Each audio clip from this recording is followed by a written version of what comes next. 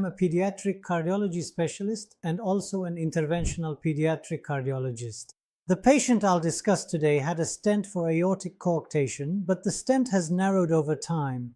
This patient is 7 years old.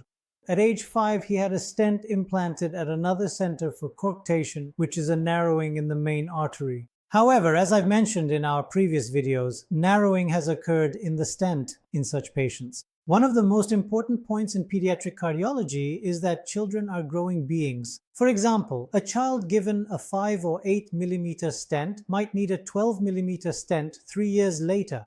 That's why stents that can grow or be expanded are the gold standard treatment for us in children. This patient also had an expandable stent placed elsewhere, and narrowing occurred within it during 3 years of follow-up. What is needed? Now, this stent needs to be opened by dilating it. After performing the patient's imaging, we proceeded with the procedure. As you can see, here's our stent. We see that the main artery below our stent has narrowed a bit and the upper part can be slightly expanded. The nuance here is that we are actually working on very tiny millimeters.